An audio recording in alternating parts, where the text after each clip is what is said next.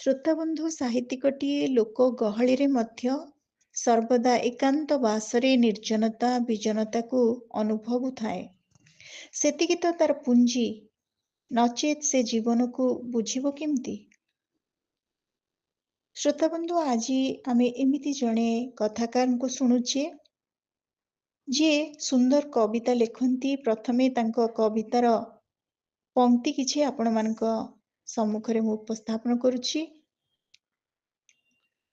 ତମେ କୋଳାହଳକୁ ଜାବୁଡ଼ି ଧରିଛ, ତମେ କୋଳାହଳକୁ ଜାବୁଡ଼ି ଧରିଛ ମୁଁ ନିଜକୁ, ତମେ ବିଦ୍ୟମାନତାକୁ, ମୁଁ ମୋ ନିସଙ୍ଗତା।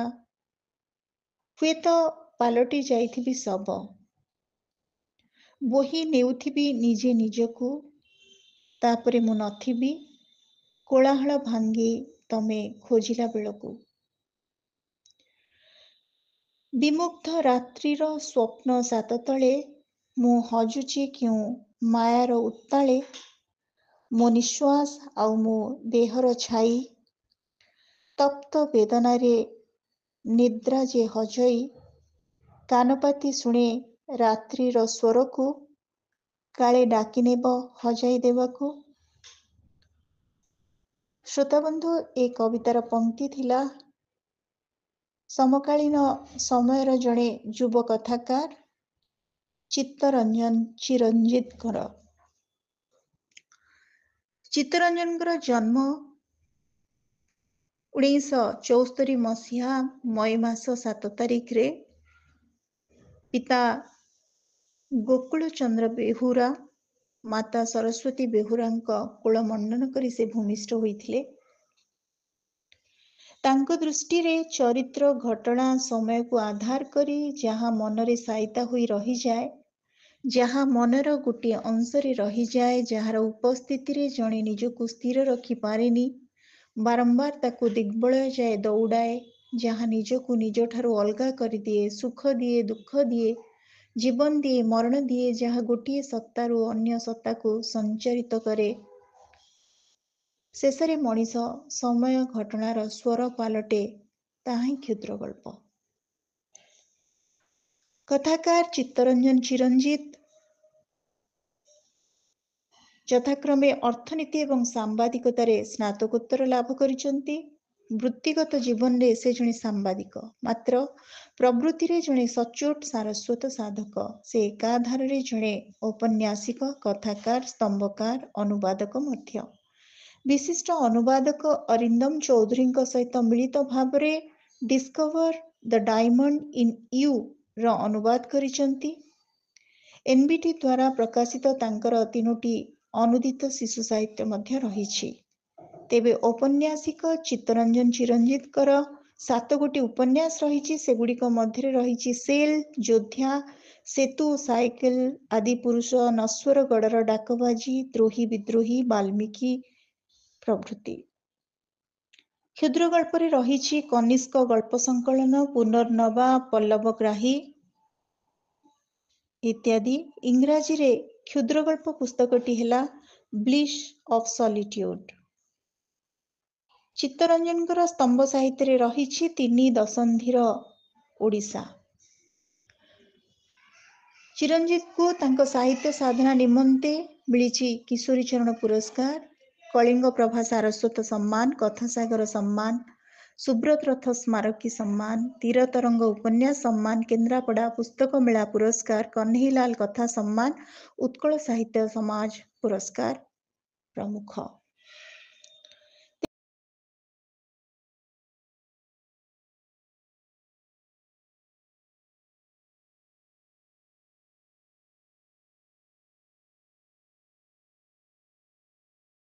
ସେ ଜଣେ ଜୀବନବାଦୀ, ସମାଜ ମନସ୍କ, ସମ୍ବେଦନଶୀଳ କଥାକାର। ତାଙ୍କ ସମ୍ବେଦନାର ସ୍ୱରକୁ ଆପଣମାନଙ୍କ ସମ୍ମୁଖରେ ମୁଁ ଉପସ୍ଥାପନ କରୁଛି ତାଙ୍କର ଏକ ସୁନ୍ଦର କ୍ଷୁଦ୍ର ଗଳ୍ପ ମାଧ୍ୟମରେ। ଗଳ୍ପର ଶୀର୍ଷକ ହେଉଛି ଦଶହାଣ୍ଡି। କଥାକାର ଚିତ୍ତରଞ୍ଜନ ଚିରଞ୍ଜିତ। ସାରା ରାତି କ୍ଳାନ୍ତ ଆଉ ଅବଶ, ଦେହଟା ଆଉ ରକ୍ତ ମାଂସର ନୁହେଁ, କୌଣସି ଏକ ନିର୍ଜୀବ କାଠ ଗଣ୍ଡିଟାଏ ଯେମିତି। ତାରି ଭିତରେ ବଢୁଥିଲା ରାତି, ଘୋ ଘୋ ଅନ୍ଧାର, ଢେର ସମୟ ଧରି ନିର୍ଜନତା, କେତେବେଳେ କେମିତି ଅଜଣା ପକ୍ଷୀଟିର ବିକଳ କ୍ରନ୍ଦନ। କିଏ ସେ କାନ୍ଦୁଛି ନା ଡାକୁଛି? କଣ ବୋଉ କି? ମୃତ୍ୟୁ ପରେ କୁଆଡେ କେଉଁ ଏକ ଦେହରେ ପଶିଯାଏ ଆତ୍ମା, ତେଣୁ ବୋଉ ପକ୍ଷୀ ପାଲଟିବାକୁ ବିଚିତ୍ର କି? ନହେଲେ ଆକାଶରୁ ଓହ୍ଲାଇ ପାରୁନଥିବା ତାରାଟିଏ। ବୋଉ ଏବେ ପକ୍ଷୀ ନା ତାରା? ପକ୍ଷୀ ହେଉ କି ତାରା, ଘର ପାଖରେ କିନ୍ତୁ ବୋଉର ଅଦୃଶ୍ୟ ସତ୍ତା। ପାଣି ଭାତ ଦିଆଯାଉଥିବା, ନହେଲେ ବାରିଆଡର ଅନ୍ଧାରୁଆ ଜାଗାରେ ଦେହଟା ଶୀତେଇ ଉଠୁଥିଲା ମୋର। ପୁଣି ଭାବିଲି କିଛି ସମୟ ପୂର୍ବରୁ ମୁଁ ତ ମୁଣ୍ଡାଇଥିଲି ବୋଉର ଆତ୍ମାକୁ, ପ୍ରାଣସତ୍ତାକୁ। ଛାଡ଼ି ଦେଇ ଆସିଥିଲି ଗାଁ ରାସ୍ତାର ଗୋଟିଏ ପାର୍ଶ୍ୱରେ। ତାହେଲେ ବୋଉ ଏବେ ସେଠି ନା ଏଠି? ମୃତ୍ୟୁ ପରେ ବୋଉ କଣ ସର୍ବବିଦ୍ୟମାନ? ଏଇ କିଛି ସମୟ ତଳର କଥା। ଗୋଟିଏ ଟୋକେଇରେ ହାଣ୍ଡି ଆଉ ଯେତେ ଆବୁରୁଜାବୁରୁ ଜିନିଷ, ହାଣ୍ଡି ଭିତରେ ଗୋଟିଏ ଜଳନ୍ତା ଦୀପ। ବୋଉର ଆତ୍ମାକୁ ମୁଣ୍ଡେଇ ଚାଲୁଥିଲି ମୁଁ। ଛଳଛଳ ହୋଇ ଉଠୁଥିଲା ଆଖି। ମୋ ପଛରେ ଆଉ କେତେ ଜଣ ଘର ଲୋକ ଆଉ ବନ୍ଧୁବାନ୍ଧବ ଟର୍ଚ୍ଚ ଲାଇଟ୍ ଦେଖେଇ ନେଉଥିଲେ, କାଳେ ଭୟ ପାଇବି ବୋଲି ସାହାରା ପାଲଟିଥିଲେ। ସେତେବେଳେ ଗାଁ ଦାଣ୍ଡ ନିର୍ଜନ, ଯେଝା ଯେଝା ଘର ଭିତରେ ଗାଁ ଲୋକ। ଏଇ ସମୟରେ କିଏ ପରା ଦେଖିବା ମନା, ନହେଲେ ଡେଇଁ ପଡ଼ିବ ଆତ୍ମା, ବୋଉର ଆତ୍ମା। କେତେ ପାଉଣ୍ଡ ପକାଇ ଟପିଲି ଗାଁ ମୁଣ୍ଡ ଠାକୁରାଣୀ ମନ୍ଦିର, ଟପିଲି ଠାକୁରାଣୀ ପୋଖରୀ, ପୋଖରୀ ମୁଣ୍ଡରେ ଆଉ ନାହିଁ ସେଇ ଖଜୁରୀ ଗଛ। ଦିନା କେତେ କେତେ କଣ ହାଣ୍ଡି ଅନାବନା ଜିନିଷ ପଡୁଥିଲା ସେଠି। ପିଲାବେଳେ ଭୂତ ଥିବାର ଭୟ ଥିଲା, ହେଲେ ଏବେ ନା ସେ ଗଛ ଅଛି ନା ସେ ଭୟ ଅଛି। ଖଜୁରୀ ଗଛ ବଦଳରେ ମୁଣ୍ଡ ଟେକିଛି ଗୋଟିଏ ବିଜୁଳି ଖୁଣ୍ଟ। ଦୁଇ ପଟେ ଟଣା ହୋଇଥିବା ତାର ଜାବୁଡ଼ି ଧରିଛି ତାକୁ। ଦୁଇ ପଟେ ଟଣା ହୋଇଥିବା ତାର ଜାବୁଡ଼ି ଧରିଛି ତାକୁ। ନା ସେ ହଲି ପାରୁଛି ନା ଦୋହଲି ପାରୁଛି। ହେଲେ ଅନ୍ଧାରରେ ସେ ଲମ୍ବା ସରସର ଡାଙ୍ଗ ଭଳି ଲୋକଟାଏ ଯେମିତି। ସେଇଠୁ ଦେଖୁଛି ସେ ଗାଁର ପ୍ରତିଟି ପ୍ରତିଛବି। କିଛି ସମୟ ପରେ ଟପିଗଲି ସେ ବିଦ୍ୟୁତ ଖୁଣ୍ଟକୁ। ସେଇଠୁ ଲମ୍ବିଛି ଗୋଟେ ଲମ୍ବା ରାସ୍ତା, ଛୁଇଁ ଯାଇଛି ଦୂର ଗାଁର ସୀମା। ଟିକେ ଆଗକୁ ଯାଇଛି କି ନାହିଁ ହଠାତ୍ ଓଜନିଆ ଲାଗିଲା ମତେ, ଏତେ ଓଜନିଆ ଯେ କାନ୍ଧ ମୋର ଫାଟି ପଡୁଥିଲା ଯେମିତି। ଶୁଣିଥିଲି ବୋଉ କୁଆଡେ ଅଶରୀରରେ ବସି ପଡିବ ସେଇ ଟୋକେଇରେ। ଅଶରୀରର ବି କଣ ଓଜନ ଥାଏ? ଇଏ ବି କେମିତିକା କଥା? ଢେର ଭଲ ପାଉଥିଲା ବୋଉ ମତେ, ସେ କଣ ଏତେ ଯନ୍ତ୍ରଣା ଦେଇପାରିବ? ଜୀବନ ଥିଲାବେଳେ ହେଉ କି ମୃତ୍ୟୁ ପରେ। ସତକୁ ସତ ବଢୁଥିଲା ଯନ୍ତ୍ରଣା, ସହିପାରୁନଥିଲି ମୁଁ। ହେଲେ ପାଟି ଖୋଲି କହିବା ମନା। ଇଚ୍ଛା ହଉଥିଲା ଚିତ୍କାର କରି ଡାକ ପକେଇବାକୁ ବୋଉକୁ, କହିବାକୁ ତୁ ଓହ୍ଲେଇ ଯାଲୋ ବୋଉ, ମୁଁ ଜମା ସହିପାରୁନି। ହେଲେ ତାହା ବି କରିପାରୁନଥିଲି। ମୋ କାନ୍ଧ ଉପରେ ଟୋକେଇ ଏବଂ ଟୋକେଇକୁ ଛୁଇଁଥିବା ହାତ, ସବୁ କିଛି ଅସ୍ତବ୍ୟସ୍ତ ହୋଇ ପଡୁଥିଲା। ପଛରେ ଆସୁଥିବା ନିଜର ଲୋକେ ବୁଝିପାରୁଥିବେ, ହେଲେ ସେମାନେ ବି କିଛି କହୁନଥିଲେ। ଖାଲି ଶୁଭୁଥିଲା କିଛି ପାଦ ଶବ୍ଦ। ପାଦ ଶବ୍ଦ ନୁହେଁ ତ, ପୁଞ୍ଜାଏ ସାହସ। ସେଇ ସାହସରେ ମୁଁ ଚାଲୁଥିଲି ଆଗକୁ। ଗାଁ ଠାରୁ ରାସ୍ତା ଢେର ଗୁଣା ସୁନସାନ। ଆଜିକାଲି ଗାଁ ମୁଣ୍ଡକୁ ଉଠି ଆସିଲେଣି ଲୋକ। ତୁଳା ହୋଇ ସାରିଲାଣି କିଛି ଘର। ରାସ୍ତାର ଦୁଇ ପାର୍ଶ୍ୱରେ କିଛି କିଛି ଗଛ ବି। କିଛି ବାଟ ଗଲେ ଅଧା ତୁଳା ହନୁମାନ ମନ୍ଦିର। ମୁଁ ଜାଣିଥିଲି ସବୁ କିଛି ଟପିବାକୁ ହେବ, ଆଉ କିଛି ବାଟ ଯିବାକୁ ହେବ ମତେ। ଭାରି କଷ୍ଟ ଲାଗୁଥିଲା ମତେ। ଇଚ୍ଛା ହେଉଥିଲା ଏଇଠି କୋଉଠି ରଖିଦିଅନ୍ତି କି 10 ହାଣ୍ଡିକୁ, ହେଲେ ସେମିତି କରିପାରୁନଥିଲି ମୁଁ। କରିବା ବି ସମ୍ଭବପର ନୁହେଁ। ପାପ, ମହାପାପ ବି ହୋଇପାରେ। ତେଣୁ ମୁଁ ଟୋକେଇକୁ ବୋହୁଥିଲି, ବୋଉକୁ ବୋହୁଥିଲି ଏବଂ ଯନ୍ତ୍ରଣାକୁ ସହୁଥିଲି। ଯନ୍ତ୍ରଣା ଲାଘବ ପାଇଁ ବୋଉ କଥା ଭାବୁଥିଲି। ପିଲାବେଳେ କାହିଁ କେତେ ଥର କୋଳେଇଥିବ ବୋଉ, କାନ୍ଧରେ ବସେଇ ବୁଲେଇଥିବ ମତେ। ଏବେ ମୋ ପାଳି। ବୋଉକୁ ଏମିତି ବୋହିବାର ବିଧି ନିର୍ଦ୍ଦେଶ କିଏ ଗଢିଛି ଏ ବ୍ୟବସ୍ଥା? ଆତ୍ମାର ଯାତ୍ରାକୁ ଆଉ ଅଶରୀରୀକୁ ବୋହିବାକୁ। ପଛରୁ ପଡୁଥିଲା ଟର୍ଚ୍ଚ ଆଲୁଅ, ହେଲେ ଅନ୍ଧାରକୁ ଭେଦିବାକୁ ଅକୁଳାଣ ଏଇ ଟର୍ଚ୍ଚ ଲାଇଟ୍। ଅନ୍ଧାର ସହ ତୁଚ୍ଛା ପ୍ରତିଯୋଗିତା। ପାଦକୁ ଟପି ବିଛାଡ଼ି ହୋଇ ପଡୁଥିବା କିଛି ଆଲୁଅ, ଯାହା ଅନ୍ଧାର ଘୋଟିଥିବା ଜୀବନରେ ଏଇ ଆଲୁଅ ତ କ୍ଷୀଣ। ମୁଁ ସେମିତି ଯନ୍ତ୍ରଣାକୁ ସହି ଚାଲୁଥିଲି ଆଗକୁ। ଜାଣିନଥିଲି ଆଉ କେତେ ଦୂର ଯାଏ ଚାଲିବି ମୁଁ।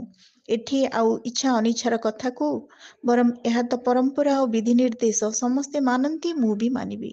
ଏଇଠି ରହ। ପଛପଟରୁ ଶୁଭିଲା ଏହା। ଦେହଟା ବି ଶୀତେଇ ଉଠିଲା ଆଶ୍ୱସ୍ତିରେ। ଓହୋ, ବାହାରି ଆସୁ ଆସୁ ରହିଗଲା ଏଇ ଶବ୍ଦ। ହେଲେ ପଛପଟୁ ଭାସି ଆସିଲା କିଛି ଶବ୍ଦ। ଶବ୍ଦ ନୁହେଁ ତ, ବିଧି ସର୍ବସ୍ୱ ନିର୍ଦ୍ଦେଶନାମା। ଏଇ କଡ଼ରେ ଟୋକେଇକୁ ଢଳେଇକି ରଖେ। ଦେଖିଲୁ ଦୀପ ଲିଭିଗଲାଣି ନା ଜଳୁଛି? ଜଳୁଛି, ଭଲ କଥା। ଦେଖେ ଦେଖେ, କିଛି ଦୂରରେ ବିଲୁଆଟାଏ। ବିଲୁଆ ନୁହେଁ ରେ, ସେ ତ ବୋଉ। ଆଉ ଡେରି କାହିଁକି? ଏଥରକ ନମସ୍କାର କରି ଚାଲିଆ। ହେଲେ ଜମା ପଛକୁ ବୁଲି ଚାହିଁବୁନି। ଏକା ମୁହାଁ ହୋଇ ଘର ପର୍ଯ୍ୟନ୍ତ ଯିବୁ, ଟିକିଏ ହେଲେ ବି ଭୟ କରିବୁନି। ଏତେ ଲୋକ ଥାଉ ଥାଉ କୋଉ ଭୟ ଯେ? ଏକାମୁହାଁ ହୋଇ ଫେରୁଥିଲି ମୁଁ। ଗଲାବେଳ ଠାରୁ ଅଧିକ ଜୋରରେ ପଡୁଥିଲା ପାଦ। ହଠାତ୍ ଭାବିଲି, ବୋଉକୁ ମୁଁ କ'ଣ ଛାଡ଼ି ଦେଇ ଚାଲି ଆସିଲି?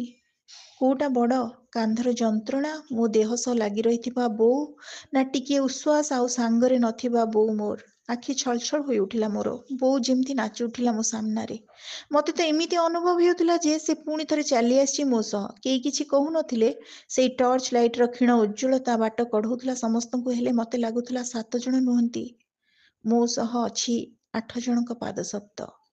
ଅଧିକ ଗୋଟିଏ ପାଦ ଶବ୍ଦ, ମୋ ବୋଉର, ତା ଆତ୍ମାର। କିଛି ସମୟ ଭିତରେ ଛୁଇଁଗଲୁ ଗାଁ ଦାଣ୍ଡ। କେଇଟା ଘର ଟପିଲା ପରେ ମଝି ଛକରେ ଆମ ଘର। କିଛି ମୁହୂର୍ତ୍ତ ପାଇଁ ନିଶ୍ଚଳ ହୋଇ ଠିଆ ହୋଇଥିଲି ମୁଁ। ଘର କବାଟ ବନ୍ଦ। ଭିତରେ ଆଲୁଅ ଲିଭାଇ ରହିଥିବା ଯେତେ ସବୁ ମଣିଷ ବସିଥିଲେ, ଘର ଲୋକ ଆଉ ସମ୍ପର୍କୀୟ ମାନେ, ସେମାନେ ବସି ରହିଥିଲେ ଆମରି ଅପେକ୍ଷାରେ। ଆମ ଭିତରୁ ଜଣେ କବାଟକୁ ଧଡ଼ ଧଡ଼ କରି ପିଟି ପକେଇଲା ତତ୍କ୍ଷଣାତ୍। ଭିତରୁ ଜଣେ ପଚାରିଲା, କିଏ? ଘର ଭିତରୁ ଉତ୍ତର ଶୁଭିଲା, ଆମେ। ଦୁଃଖ ନେଇ ଯାଇଥିଲୁ, ସୁଖ ନେଇ ଆସିଲୁ, ଏବେ କବାଟ ଖୋଲ। ଏମିତି କହିବା ବି ବିଧିର ଏକ ଅଂଶ ବିଶେଷ। ଏହାପରେ ଘର ଭିତରେ ଜଳି ଉଠିଲା ଲାଇଟ୍। ଧଡ଼ ଧଡ଼ ହୋଇ ଖୋଲିଗଲା କବାଟ। ହଠାତ୍ ଭାଙ୍ଗିଗଲା ନୀରବତା। ମୁଁ ଥମକିନା ବସି ପଡ଼ିଲି ଘରର ଚଟାଣ ଉପରେ। ମୋତେ ଘେରିଗଲେ ମାଉସୀ, ଭଉଣୀ ଆଉ ଯେତେ ସବୁ ଲୋକ। କୋଉଠୁ ଓଜନିଆ ଲାଗିଲା ତୋତେ? ସହି ପାରିଲୁ ତ? ବୋଉକୁ ସ୍ମରଣ କରୁଥିଲେ ହାଲୁକା ଲାଗିଥାନ୍ତା। କରିଥିଲୁ ନା ନାଇଁ? କୋଉଠି ରଖିଲୁ ନେଇ? ଟିକେ ଢଳେଇକି ରଖିଲୁ ତ? ବିଲୁଆ କି କୁକୁର ଛୁଇଁଦେଲେ ଯେମିତି ଗଡ଼ିଯିବ। ଏକାଥରେ କେତେ ପ୍ରଶ୍ନ! ଏଇ ପ୍ରଶ୍ନ ସବୁକୁ ସାମ୍ନା କରିପାରିବା ବି ଭାରି କଷ୍ଟ। କେବଳ ପଦୁଟିଏ କହିଲି। କାନ୍ଧ ମୋର ଫାଟି ପଡ଼ୁଥିଲା ଯେମିତି। ଜଣଙ୍କର ନଜର ପଡ଼ିଗଲା ମୋ ଫୁଙ୍ଗୁଳା କାନ୍ଧ ଉପରେ। ଡାକ ଛାଡ଼ିଲା, ଦେଖନି ଦେଖନି କେମିତି ଦାଗ ହୋଇଯାଇଛି। ଇଏ ମୋର ମାଉସୀ, ବୋଉର ଭଉଣୀ। ଏହାପରେ ବୋଉ ଉଦ୍ଦେଶ୍ୟରେ କହିଲା, ଶେଷରେ ଏଇଆ କଲୁ? କୁଆଡ଼େ ଏତେ ଭଲ ପାଉଥିଲୁ ପୁଅକୁ, ପୁଅ ମୁହଁଟାକୁ ବି ଚାହିଁଲୁନି? ଏସବୁ କଥାକୁ ଜମା ବୁଝିନଥିଲି ମୁଁ। ସେ ଯାଏ ରାସ୍ତା ଉପରେ ଠିଆ ହୋଇଥିଲା ମୋ ପିଉସୀ ପୁଅ ଭାଇ। ସଙ୍ଗେ ସଙ୍ଗେ ଚାଲି ଆସିଲା ଘର ଭିତରକୁ। ମୋ ମୁହଁକୁ ଚାହିଁ କହିଲା, ତତେ ଯଦି କଷ୍ଟ ଲାଗୁଥିଲା କହିଲୁନି, ମୁଁ କିଛି ବାଟ କାନ୍ଦି ହେଇଥାନ୍ତି। ଚମକି ପଡ଼ିଲି ମୁଁ। ସତେ ଯେମିତି ବୋଉ ମୋ ପାଖରେ ବସିଛି। ମୁଁ ଜାବୁଡ଼ି ଧରିଛି ତାକୁ। ମନେ ମନେ କହିଲି, ବୋଉ ମୋର ଆଉ ଯନ୍ତ୍ରଣା ବି ମୋର। ବୋଉ ମୋର ଆଉ ଯନ୍ତ୍ରଣା ବି ମୋର। ଆଉ କିଏ କାହିଁକି ଭାଗ ହେବ ଯେ? ଏଇ ସମୟରେ ଜଣେ ସମ୍ପର୍କୀୟ ନଇଁ ପଡ଼ି ବାଲିଶଯ୍ୟାକୁ ଦେଖି କହିଲେ, ନାଇଁ, କିଛି ବି ଚିହ୍ନ ନାହିଁ। ବୈକୁଣ୍ଠପୁରକୁ ଚାଲିଗଲା ସେ। ପୁଣି ଥରେ ଚମକି ପଡ଼ିଲି ମୁଁ। ବୋଉ ମୋର ଏବେ କେଉଁଠି? ମର୍ତ୍ତ୍ୟ ଲୋକରେ, ଅଶରୀରୀରେ, ନା ବୈକୁଣ୍ଠପୁରରେ ଆତ୍ମା କି ଆଉ କେଉଁ ରୂପରେ? ଏମିତି ମନେ ପଡ଼ି ଯାଉଥିଲା ବୋଉର ଅସୁମାରୀ କଥା ଯେତେ। ଛୋଟବେଳୁ ଆଜି ଯାଏ ବୋଉ ସହ ନିବିଡ଼ ହୋଇ ରହିଥିବା ମୁହୂର୍ତ୍ତ ଯେତେ। ବୋଉ ସବୁବେଳେ କହୁଥିଲା, ଦେଖିବ, ଜମା ବିଛଣାରେ ପଡ଼ିବିନି କି ମୋ ପୁଅକୁ ଜମା କଷ୍ଟ ଦେବିନି। ଥଡ୍ କିନା ପଡ଼ିଯିବି ଆଉ ଚାଲିଯିବି। ସତେ ଯେମିତି ନିଜର ଭୂତ ଭବିଷ୍ୟତ କଥା ଦେଖି ପାରୁଥିଲା ବୋଉ। ରାତିରେ ମୁହଁ ଧୋଇବାକୁ ଯାଇଥିବା ବେଳେ ବାରଣ୍ଡାରେ ପଡ଼ିଗଲା। 2-4 ଦିନ ଭିତରେ ଛାଡ଼ି ଚାଲିଗଲା ତା ପିଣ୍ଡଟା। ଏମିତି ଭାବୁଥିବା ବେଳେ ଉଭା ହୋଇଯାଉଥିଲା ବୋଉର ଏକ ପରିପୂର୍ଣ୍ଣ ଚେହେରା। ତାର ସେଇ ମୁହଁକୁ ମନ ଭିତରେ ଜାବୁଡ଼ି ଧରିଲି। ରୁମ୍ ଭିତରକୁ ଫେରି ଆସିଲି।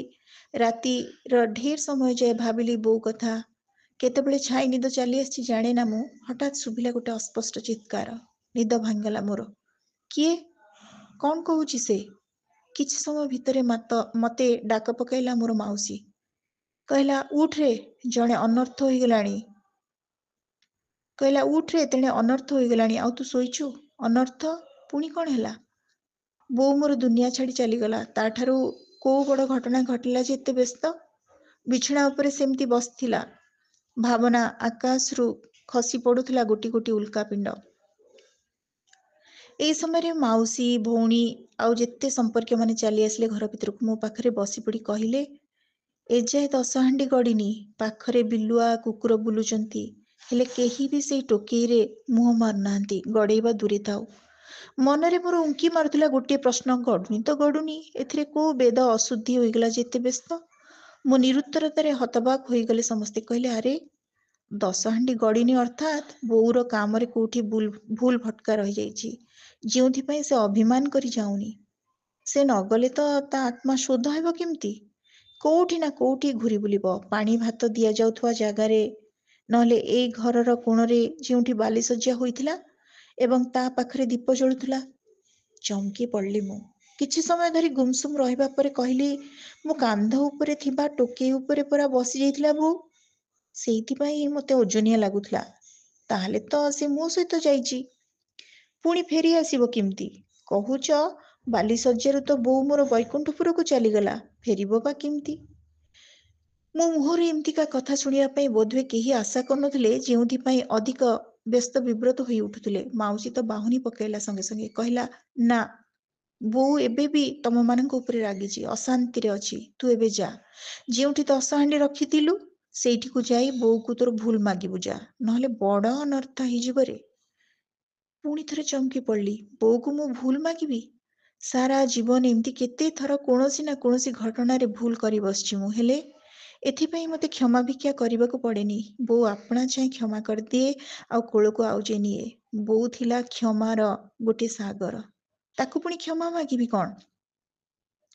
ସେମାନଙ୍କ କଥାକୁ ମୁଁ ଗୁରୁତ୍ୱ ଦେଉନଥିବା ଅନୁଭବ କରିବା ପରେ ଘର ଭିତରେ ଖେଳିଗଲା ଗୋଟେ ଚାପା ଗୁଞ୍ଜରଣ। ତାପରେ ମୋ ଭଉଣୀ ବାହାରି ପଡିଲା ଆଗକୁ, କହିଲା, ତମେ ଯାଉନ, ବସିଛ କଣ? ଫର୍ଚ୍ଚା ହେଇଗଲା ପରେ ଏଇ କଥାଟା ରାଷ୍ଟ୍ର ହେଇଯିବ ଯେ। ଗାଁ ଲୋକେ କେତେ କଣ ଟୁପୁରୁ ଟାପୁରୁ ହେବେ, ତା ପୂର୍ବରୁ ଏଇ 10 ହାଣ୍ଡି ଗଡ଼ି ପଡିବା ଦରକାର। ସାନ ଭଉଣୀ କଥାରେ ତାଳ ମିଳାଇଲେ ସମସ୍ତେ। ଏଥରକ ମୁଁ କିଛି ଆଉ କହିଲିନି, ଉଠି ପଡି ବାହାରି ପଡିଲି ଗାଁ ରାସ୍ତା ଅଭିମୁଖେ। ବାରଣ୍ଡାରୁ ତଳକୁ ପାଦ ବଢେଇଛି କି ନାହିଁ ଟିକେ ଦୂରରେ ଠିଆ ହୋଇ କେହି ଜଣେ କହି ପକେଇଲେ, ଶେଷରେ ତୁ ଏଇଆ କଲୁ, ନା ପକାଇଲୁ, ଥରୁଟିଏ ଭଲ ପୁଅ ମୁହଁକୁ ଚାହିଁଲୁନି? ଥରୁଟିଏ ଭଲ ପୁଅ ମୁହଁକୁ ଚାହିଁଲୁନି? ଏଇ କଥା ଘର ପାଖରେ ଜଣେ ବଡ ମା ଲେଖା ଜଣେ କହୁଥିଲେ। ଆଉ କିଛି ବୁଝିବାକୁ ବାକି ନଥିଲେ। ଏଇ କଥାରେ ଚମକି ପଡିଲେ ସମସ୍ତେ, ବ୍ୟସ୍ତ ବିବ୍ରତ ହୋଇ ଉଠିଲେ, ସତେ ଯେମିତି ଏଇ କଥା ଏବେ ସମସ୍ତଙ୍କ ପାଖରେ ପହଞ୍ଚି ଯିବା ଥୟ।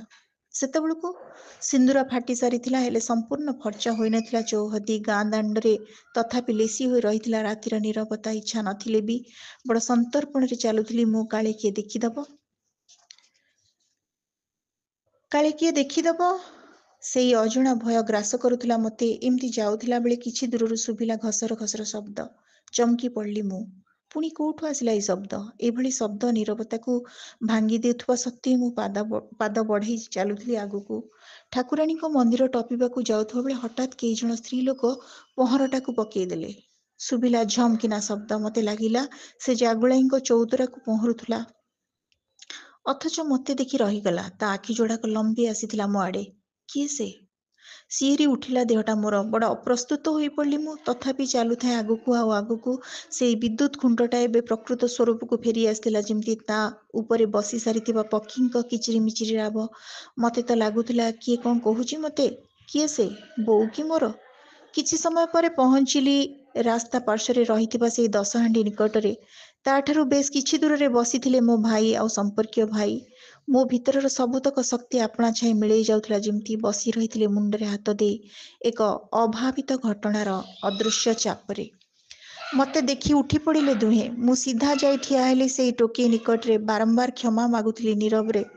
ତୁ ଗଡ଼ିଚାଲ ବୋଉ, ମତେ ଏଇ ଅବସ୍ଥାରେ ମୁକୁଳାଇ ଦେ। କାହିଁକି କେଜାଣି ହୃଦବୋଧ ହେଲା ବୋଉ ମୋର ଡାକ ଶୁଣିବ, ନିଶ୍ଚୟ ଶୁଣିବ। ପୁରାପୁରି ଫର୍ଚ୍ଚା ହେବା ପୂର୍ବରୁ ଏବଂ ଏଇ ରାସ୍ତା ଉପରୁ ଲୋକବାକ ଯିବା ପୂର୍ବରୁ ସେ ଆପେ ଆପେ ଗଡ଼ି ପଡ଼ିବ, କିମ୍ବା ବିଲୁଆ କୁକୁର ଭିତରେ ପଶି ଯାଇଥିବ ତା ଅଦୃଶ୍ୟ ଆତ୍ମା ଏବଂ ଅଶରୀର ରୂପ ଗଡ଼ାଇ ପକାଇବ।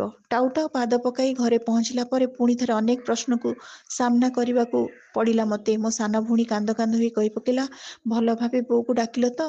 ମୁଁ କିଛି ବି ଉତ୍ତର ନ ଦେଇ ଫେରିଗଲି ମୋ କୋଠରୀ ଭିତରକୁ। ମନେ ମନେ ଭାବିଲି, ବୋଉକୁ କଣ କେହି ମନ ଭରି ଡାକେ? ସେ ତ ଆପେ ଆପେ ବୁଝିଯାଏ ସବୁ କିଛି। ମନ ଆଉ ହୃଦୟର ସବୁ ବ୍ୟଥାକୁ ସେ ଶୁଣିପାରେ। ବଞ୍ଚିଥିବା ବେଳେ ତ ଶୁଣୁଥିଲା, ମରିଗଲା ପରେ କଣ ଶୁଣିବନି? କିଛି ସମୟ ଧରି କୁଣିଆ ମୈତ୍ର ଭର୍ତ୍ତି ଘର ଭିତରେ ଖେଳିଗଲା ନୀରବତା। ବୋଧହୁଏ ବଡ଼ି ଭୋର ସମୟର କାମ କିମ୍ବା ପାଇଟି କରିବାକୁ ବ୍ୟସ୍ତ ରହିଲେ ସମସ୍ତେ। କେହି କେହି ରାତିର ନିଦକୁ ପୂରଣ କରିବା ପାଇଁ ଲୋଟି ପଡ଼ିଲେ ଯେଝା ଯେଝା ଜାଗାରେ। ଏମିତି କିଛି ସମୟ ଯାଇଛି କି ନାହିଁ, ପୁଣି ଥରେ ପାଟି ଶୁଭିଲା, ନା, ଏଯାଏ ଗଡ଼ିନି ବୋଉର 10 ହାଣ୍ଡି। ହାଣ୍ଡି ଗଡ଼ିଛି କି ନାହିଁ ଜାଣିବା ପାଇଁ ପୁଣି ଥରେ କାହାକୁ ପଠାଇଥିଲା ମୋ ଭଉଣୀ। ସେ ତତ୍କ୍ଷଣାତ୍ ଫେରିଆସି ଏ ଶୁଣାଇଥିଲା ଏଇ ବିସମ୍ବାଦ। ମୁଁ ଧଡ଼ପଡ଼ ହୋଇ ଉଠି ପଡ଼ିଲା ବେଳକୁ ମାଉସୀ ସହ ହାଜର ହୋଇଗଲା ମୋ ଭଉଣୀ। ଦୁହିଁଙ୍କ ସହ ଜଣେ ଦୂର ଗାଁରୁ ଆସିଥିବା ସାନ ପୁଅ ଲେଖା ସମ୍ପର୍କୀୟ। ମୋ ଭଉଣୀ ବାରମ୍ବାର ପଚାରିଲା, ତମେ ମନ ଦେଇ ବୋଉର ଗୋଡ଼ ତଳେ ପଡ଼ିଲ ନା ନାହିଁ? ଯଦି ପଡ଼ିଥିଲ ସେ ହାଣ୍ଡି ଗଡ଼ାଉନି କାହିଁକି? କ'ଣ କରିବି, ମୋ ମୁଣ୍ଡ କିଛି କାମ କରୁନି ବୋଲି କହି ଲଥ୍ କିନା ବସି ପଡ଼ିଲା ସେ ଚଟାଣ ଉପରେ। ସତେ ଯେମିତି ଏକ ଘଟଣା ଘଟିଛି ଯାହା ବୋଉର ମୃତ୍ୟୁଠାରୁ ବି ଅଧିକ ଦୁଃଖଦ ଓ ଚିନ୍ତାଜନକ। ବୋଉ ବିହୁନେ ଆଗକୁ ଚଳିବାକୁ ଥିବା ସଂସାରଠାରୁ ଅଧିକ ବୋଝ, ଅଧିକ ଓଜନ। ମୁଁ ବସିଥିଲି କୌଣସି ଏକ ଗଭୀର ଆବେଗରେ। ମୋ ସାମ୍ନା କାନ୍ଥରେ ଟଙ୍ଗା ହୋଇଥିବା ଫଟୋଟା ଆଉ ନାହିଁ। ବୋଉର ଗୋଟିଏ ଫଟୋ। ପୁରୀ ସମୁଦ୍ର ବେଳାଭୂମିରେ ଓଦା ସରସର ଲୁଗା ପିନ୍ଧିଥିଲା ସେ। ସେତେବେଳେ ମୁଁ ପୁରାପୁରି ବକେଟେ ନାକରୁ। ବୋଉ ସହିତ ସମୁଦ୍ର ପାଣି ଭିତରକୁ ଯିବା ପାଇଁ ଜିଦ୍ କରିଥିଲି ମୁଁ, ହେଲେ ପାଣି ଭିତରକୁ ଯିବାରେ ଭୟ। ସେଇଥିପାଇଁ ମୋତେ ସେ କାନ୍ଧରେ ବସାଇ ପାଣି ଭିତରକୁ ଯାଇଥିଲା ଏବଂ ପୁଣି ମୋତେ ସେମିତି କାନ୍ଧରେ ବସାଇ ଫେରିଥିଲା। ବେଳାଭୂମିରେ ବୁଲୁଥିବା ଜଣେ ଫଟୋଗ୍ରାଫର ଉଠାଇଥିଲା ସେଇ ଫଟୋଟାକୁ। ସେଇ ଫଟୋଟା ମୋ ପାଇଁ ସବୁବେଳେ ସ୍ମରଣୀୟ। ତାକୁ ସବୁଦିନ ସାଇତି ରଖିବା ପାଇଁ ମୁଁ ଫଟୋଟାକୁ ବନ୍ଧେଇ କରିଦେଇଥିଲି, ହେଲେ ସମୟର ତାଡ଼ନାରେ ଭାଙ୍ଗି ରୁଜିଗଲା ଏବଂ ଫିମ୍ପି ମାରିଲା ଭଳି ଲେସେରା ମେସେରା ହୋଇଗଲା। ତାପରେ ଧୂସର। ବର୍ଷ ବର୍ଷ ଧରି ଟଙ୍ଗା ହେବା ପରେ କେଉଁଆଡ଼େ ଉଭାନ। ଯାହା ସାଇତା ହୋଇ ରହିଯାଇଛି ଏଇ ମନର କାନଭାସରେ। ଏବେ ମୋର ଭାରି ଦେଖିବାକୁ ଇଚ୍ଛା ହେଉଛି ସେଇ ଫଟୋଟାକୁ, ପାଶୋରି ନଥିବା ସେଇ ଦୃଶ୍ୟକୁ। କାହିଁ କେତେ ବର୍ଷ ତଳର କଥାକୁ ମନେ ପକାଉଥିଲି। ବୋଉ ଉଭା ହୋଇଯାଇଥିଲା ମୋ ସାମ୍ନାରେ। ମୋତେ ଲାଗୁଥିଲା କେଡ଼େ ସୁନ୍ଦର ମୋ ବୋଉର ସେଇ ପରିପୂର୍ଣ୍ଣ ଚେହେରା। ଥାଉ, ସବୁଦିନ ଏମିତି ମୋ ମନ ଭିତରେ। ହେଲେ ଟୋକେଇର କି ବାଲିଶଯ୍ୟାରେ କିମ୍ବା ଅଦୃଶ୍ୟ ଭାବରେ ସେ କାହିଁକି କେଉଁଠି ଘୂରି ବୁଲିବ?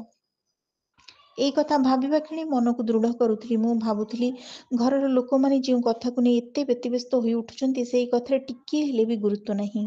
ଖାଲି ପରମ୍ପରା ନାଁରେ ଯେତେ ସବୁ ବାଚାଳାମି କଥା। ଏଇ ଫଟୋ ଭଳି ଜୀବନଟା ବି ତ ସେମିତି ଧୀରେ ଧୀରେ ଧୂସର ପାଲଟିଯାଏ ଏବଂ ନିଶ୍ଚିହ୍ନ ହୋଇଯାଏ। ହଠାତ୍ ବସିଥିବା ଜାଗାରୁ ଉଠି ପଡ଼ିଲା ଭଉଣୀ। ସଙ୍ଗେ ସଙ୍ଗେ ଗଡ୍ରେଜରୁ ଗୋଟିଏ ନୂଆ ଶାଢ଼ୀ କାଢ଼ି ଆଣିଲା। କେହି ଜଣେ କହିଲେ, ମାର୍ଜନା ହୋଇନି, ଗଡ୍ରେଜକୁ ଛୁଇଁଦେଲୁ? ଚିଡ଼ି ଉଠିଲା ଭଉଣୀ ମୋର। ରୋକଠୋକ ଶୁଣାଇଦେଲା, ବୋଉର ଆତ୍ମା ପରା ତେଣେ ଛଟପଟ ହେଉଛି। ଆଉ ମାର୍ଜନା ଫାର୍ଜନାକୁ ପଚାରେ କିଏ ଯେ? ତାପରେ ଶାଢ଼ୀକୁ ଧରି କହିଲା, ଏଇ କିଛି ଦିନ ତଳେ କିଣିଥିଲା ବୋଉ। ହେଲେ ପିନ୍ଧିବା ପୂର୍ବରୁ ସେ ଆରପାରିକି ଚାଲିଗଲା। ଲୋଭ ଯାଇନଥିବ, ମନ ଥିବ। ୟାକୁ ନ ନେବା ଯାଏ ବୋଧହୁଏ ଯାଉନଥିବ। ଏହା କହି ମାଉସୀ ଏବଂ ଘରର ଅନ୍ୟ ସ୍ତ୍ରୀ ଲୋକଙ୍କୁ ଡାକିଲା ସେ। ସେଇ ଜାଗାକୁ ଯିବା ପାଇଁ ପ୍ରସ୍ତୁତ ହୋଇଗଲା। ଏଇ ସମୟରେ କେହି ଜଣେ କହିଲେ, ସକାଳ ହେଲାଣି, ଚା ଟୋପା ନେଇ ଆସରେ। ସେ ପରା ସକାଳୁ ଚା ପିଇବାକୁ ଭଲ ପାଏ। ଚା ପିଇବା ପାଇଁ ମନ କଲବଲ ହେଉଥିବ ତାର। ଦେଖିବ ଏ ଶାଢ଼ୀ ପାଇବା ପରେ ଏବଂ ଚା ଟୋପାକ ପିଇ ସାରିବା ପରେ ସେ ନିଶ୍ଚୟ ଚାଲିଯିବ। ଯାଉ ଯାଉ ଅଟକିଗଲା ସାନ ଭଉଣୀ। ଗୋଟିଏ ସ୍ଥାନରେ ଠିଆ ହୋଇ କହିଲା, ଯାହା କରିବା କଥା ଶୀଘ୍ର ଶୀଘ୍ର କରିଦିଅ। ଦିନ ହୋଇଗଲାଣି ପରା। ସହଜେ ତ ଆଖପାଖ ଲୋକ ଜାଣି ସାରିଲେଣି, ଏବେ ପୁରା ଗାଁଟା ସାରା ଲୋକେ ଜାଣିଯିବେ। କେତେ କ'ଣ ଅପବାଦ ଦେବେ ସମସ୍ତେ। କହିବେ ବୋଉର କାମ ବି ଟିକିଏ ଭଲ ଭାବରେ କରିପାରିଲିନି। ତା କଥାରେ ବାରି ପଡ଼ି ହେଉଥିଲା ଚିଡ଼ାପଣ। ଏହାପରେ ଟିକେ ଅପେକ୍ଷାକୃତ ବଡ଼ ପାଟିରେ ସେ କହିଲା, ଭାଇ ମୋର ବିନା ଚିନ୍ତାରେ ଘର ଭିତରେ ପଶି ରହିଛି। ସେ ଜାଣିନି ତାକୁ ହିଁ ଲୋକମାନେ ଅଧିକ ଛି ଛାକର କରିବେ। ମୋ ଭଉଣୀ କାହିଁକି ମୋ ଉପରେ ବିରକ୍ତି ପ୍ରକାଶ କରୁଛି ବୁଝିବାକୁ ବାକି ନଥିଲା ମୋର। ବୋଉର ବଡ଼ ପୁଅ ହୋଇ ବି ମୁଖାଗ୍ନି ଦେଲିନି ମୁଁ। ବୋଉ କେବଳ ମୋ ବିଶ୍ୱାସ ନଥିଲା, ମୋ ନିଶ୍ୱାସ ବି ଥିଲା। ବାବା ଚାଲିଯିବା ପରେ ବୋଉ ଯଦି କେବେ ଚାଲିଯାଏ, ତା ବିନା ମୋ ଜୀବନଟା କେତେ ନିଃସ୍ୱ ହୋଇଯିବ ପ୍ରତି ମୁହୂର୍ତ୍ତରେ କଳୁଥିଲି ମୁଁ। ଏମିତି ବି ଲାଗୁଥିଲା ବୋଉ ବିନା ମୋ ଜୀବନର କୌଣସି ଅର୍ଥ ହିଁ ରହିବ ନାହିଁ। ଯେଉଁ ବୋଉ ଥିଲା ଜୀବନର ସବୁ କିଛି, ତାକୁ କେମିତି ନିଜ ହାତରେ ନିଆଁ ଲଗେଇବି, ସେଇଥିପାଇଁ ମୁଁ ମୁଖାଗ୍ନି ଦେବିନି ବୋଲି ଶୁଣାଇଦେଲି ରୋକଠୋକ।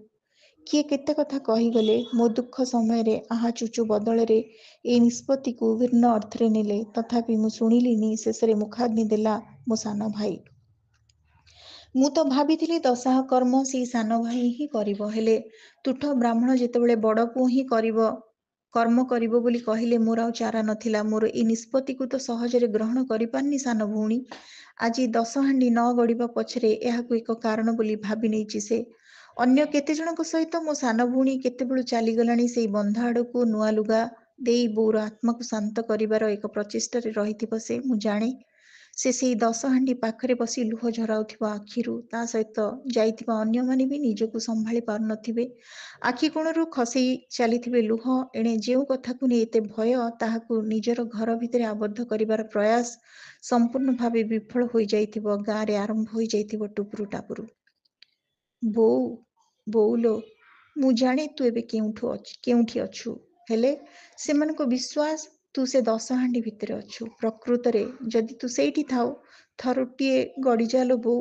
ଯଦି କିଛି ଭୁଲ ଭଟକା ହୋଇଛି କ୍ଷମା କରିଦେ। ଏଇ ପରିସ୍ଥିତିରୁ ତୁ ମୁକୁଳାଇ ଦେ। ଶୋଇ ପଡ଼ିଥିବା ଅବସ୍ଥାରେ ଏଇ କେତେ ପଦ କଥା ମନେ ମନେ ଉଚ୍ଚାରଣ କରୁଥିଲି ମୁଁ। ସତକୁ ସତ ଆଉ ସମ୍ଭାଳି ପାରିଲିନି ନିଜକୁ। ଆଖିରୁ ମୋର ଧାର ଧାର ହୋଇ ଲୁହ ଝୁଟିଗଲା। ଏଇ ସମୟରେ ମୋ ପିଉସୀ ପୁଅ ଭାଇ ଘର ଭିତରକୁ ପଶି ଆସି କହିଲା, ଆଜି ପରା 11, ବ୍ରାହ୍ମଣ ଭୋଜନ ସହିତ ଗାଁ ଭୋଜି, କେତେ କ'ଣ କାମ ଅଛି, ତୁ ଏମିତି ଆଉ ବସି ରହିଲେ ହେବ? ସେହି ଲୁହାଛନ୍ନ ଆଉ କୁହାଛନ୍ନ ଅବସ୍ଥାରେ ଥାଇ ଚମକି ପଡ଼ିଲି। ଏବେ ଆଜିର କର୍ମ ଏବଂ ରୀତିନୀତି ଉପରେ ମୋର ଧ୍ୟାନ ଦେବା ଉଚିତ, ମାତ୍ର ତା ବଦଳରେ ମୋତେ ଆକ୍ତାମାକ୍ତା କରି ବସିଛି ଏଇ ଦଶହାଣ୍ଡି।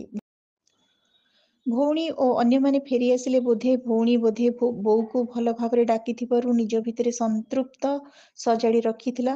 କାହାକୁ କେଜାଣି କହୁଥିଲା, ଦେଖିବ ରୁହ, ଏଥର ଦଶହାଣ୍ଡି ନିଶ୍ଚୟ ଗଡ଼ି ପଡ଼ିବ, ବୋଉର ଆତ୍ମା ମୁଖ୍ୟ ପାଇଯିବ। କିଛି ସମୟ ଭିତରେ ଭଉଣୀର ସେଇ ଆତ୍ମବିଶ୍ୱାସ ଭାଙ୍ଗି ଚୂନା ଚୂନା ହୋଇଗଲା ଯେତେବେଳେ କେହି ଜଣେ ଆସି କହିଲା, ନା, ଯେମିତି ଥିଲା ଠିକ୍ ସେମିତି ଅଛି, ଅର୍ଥାତ୍ ଟିକିଏ ହେଲେ ବି ଗଡ଼ିନି। ଏହାରି ଭିତରେ ପୂର୍ବ ଦିଗରେ ଉଇଁ ସାରିଥିଲେ ସୂର୍ଯ୍ୟ। ଫର୍ଚ୍ଚା ଆଲୁଅ ବି ବିଛାଡ଼ି ହୋଇ ପଡ଼ିଥିଲା ଚାରିଆଡ଼। ବିଛଣା ଛାଡ଼ି ଗାଁ ଲୋକ ଯେଝା ଯେଝା କାମରେ ଯିବା ପାଇଁ ପ୍ରସ୍ତୁତ ହୋଇସାରିଥିଲେ। କେହି କେହି ଏହି ବାଟ ଦେଇ ଯାଉଥିବା ବେଳେ ଖାଲି ଶୋକସନ୍ତପ୍ତ ଆମ ପରିବାର ପ୍ରତି ନୀରବ ସମବେଦନା ଜଣାଉନଥିଲେ, ପୁଣି କ'ଣ ଘଟିଛି କି ବୋଲି ଜାଣିବା ପାଇଁ ଉତ୍ସୁକତାରେ ଚାହିଁ ରହୁଥିଲେ। ଘର ଭିତରେ ଏମିତି ପରିବେଶ ସୃଷ୍ଟି ହୋଇଗଲା ଯେ ଆଉ ସ୍ଥିର ହୋଇ ରହିପାରିଲିନି। ମୁଁ ଆପଣା ଛାଏଁ ବାହାରି ଆସିଲି ପଦାକୁ ଆଉ ରାସ୍ତା ଉପରକୁ। ମୋତେ ଲାଗିଲା, ବୋଉର ମୃତ୍ୟୁଠାରୁ ଦୁନିଆରେ ଆଉ କ'ଣ କିଛି ଦୁଃଖ ଶୋକ ଥାଇପାରେ? ସେଇ ଦୁଃଖର ବୋଝରେ ଏବେ ବି ସେ ଅଣନିଶ୍ୱାସୀ ହୋଇ ବାଟ ଚାଲୁଛି। ଏମିତି କେତେ ଦିନ ଯାଏ ଚାଲିବି ତାହା ବି ଜାଣିନି। ଏମିତି ଏକ ସମୟରେ ଦଶହାଣ୍ଡି ଗଡ଼ିବା ନ ଗଡ଼ିବା କ'ଣ ଏତେ ବଡ଼ କଥା? କେତେବେଳେ ମୁଁ ଚାଲି ଚାଲି ସେଇ ଦଶହାଣ୍ଡି ନିକଟରେ ପହଞ୍ଚି ଯାଇଥିଲି ନିଜେ ବି ଜାଣିପାରିନି। ଚମକି ପଡ଼ିଲି ମୁଁ। ଦେଖିଲି ସେମିତି ଆଉ ସେଇ ଅବସ୍ଥାରେ ଠିଆ ହୋଇଛି ଦଶହାଣ୍ଡି। ମୁଁ ଠିଆ ହେଲି ସେଇଠି। ଅନୁଭବ କରିବାକୁ ଚେଷ୍ଟା କଲି ବୋଉକୁ ମୋର ପୂର୍ଣ୍ଣ ମାତ୍ରାରେ। କିଛି ଦୂରରେ ହଲ ହଲ ହେଉଥିଲା ଗୋଟିଏ ବୁଲା କୁକୁର। ଯଦି ସତକୁ ସତ ବୋଉର ଆତ୍ମା ଦଶହାଣ୍ଡି ଭିତରେ କି ଏଇଠି କୋଉଠି ଥିବ, ନିଶ୍ଚୟ ମୋ ଡାକ ଶୁଣିବ। ଯେଉଁ କଥାକୁ ବିଶ୍ୱାସ କରେନି, ଠିକ୍ ସେଇ କଥା ଭାବିବାକୁ ବାଧ୍ୟ ହେଉଥିଲି ମୁଁ। ହାତ ହଲାଇ ପ୍ରଥମେ ଡାକିଲି ସେଇ କୁକୁରକୁ। ଯେତେବେଳେ ଚୁ ଚୁ କରି ଡାକୁଥାଏ ନିଜକୁ ନିଜେ ଚମକି ପଡ଼ିଲି। ହେଲେ ସେଇ କୁକୁର ଭୟ ପାଇଗଲା କି କ'ଣ ଟିକେ ଦୂରକୁ ଚାଲିଗଲା। ଥରୁଟିଏ ବୁଲି ଚାହିଁଲା ଏବଂ ତାପରେ ଦୌଡ଼ିଲା। ଏ କିଛି ଦିନ ହେଲା କୁକୁର ଭିତରେ ବୋଉର ଆତ୍ମା ପ୍ରବେଶ କରୁଛି ବୋଲି ଭାବୁଥିଲି ମୁଁ। ତେଣୁ କୁକୁରର ମୁହଁ ମୋତେ କେମିତି ଗୋଟେ ମଣିଷର ମୁହଁ ଭଳି ଲାଗୁଥିଲା। ହେଲେ ଏବେ ବି ସେମିତି ଲାଗିଲା ମୋତେ। ସତରେ କ'ଣ ସେ ବୋଉ କିମ୍ବା ବୋଉର ଆତ୍ମା ପ୍ରବେଶ କରିଛି ତା ଭିତରେ? ଆଉ ନିଜକୁ ସମ୍ଭାଳି ପାରିଲିନି କିମ୍ବା ଅପେକ୍ଷା କରିପାରିଲିନି। ମୁଁ ଆଣ୍ଠୁ ମାଡ଼ି ବସି ପଡ଼ିଲି ସେଇ ଟୋକେଇ ନିକଟରେ। ଟୋକେଇରୁ ବାହାର କରିଦେଲି ଦଶହାଣ୍ଡି ଏବଂ ଆଉ ଗଡ଼େଇ ଦେଲି ରାସ୍ତା ତଳକୁ। ଆଉ ଯାହା ସେଇ ଟୋକେଇ ଭିତରେ ଥିଲା ଏବଂ ଲୁଗା ଚା ପାଖରେ ଥୋଇଥିଲା, ତାକୁ ଏପଟ ସେପଟ କରିଦେଲି। ଲାଗିବ ବିଲୁଆ କି କୁକୁର କିମ୍ବା ଆଉ କେଉଁ ଅଦୃଶ୍ୟ ସତ୍ତା ପ୍ରବେଶ କରି ଏସବୁ କରିଦେଇଛି। ଏହାପରେ ମନେ ମନେ କହିଲି, ଯଦି ମୁଁ ଭୁଲ କରୁଥାଏ ତାହେଲେ ମୋତେ ତୁ କ୍ଷମା କରିଦେବୁ ଲୋ ବୋଉ। ଏହା କହିଲା ବେଳକୁ ଖାଲି ଚମକି ପଡ଼ିଲିନି ମୁଁ। ଶୁଖି ଯାଇଥିବା ଲୁହଧାର ପୁଣି ଥରେ ବୋହିଗଲା ଆଖିର କୋଣରୁ। ତାପରେ ମୁଁ ଫେରି ଆସିଲି ଏକମୁହାଁ ହୋଇ। ଘରେ ପହଞ୍ଚି ମୁଁ ଏକ ବଡ଼ ସମ୍ବାଦ ଶୁଣାଇ ଦେଲି।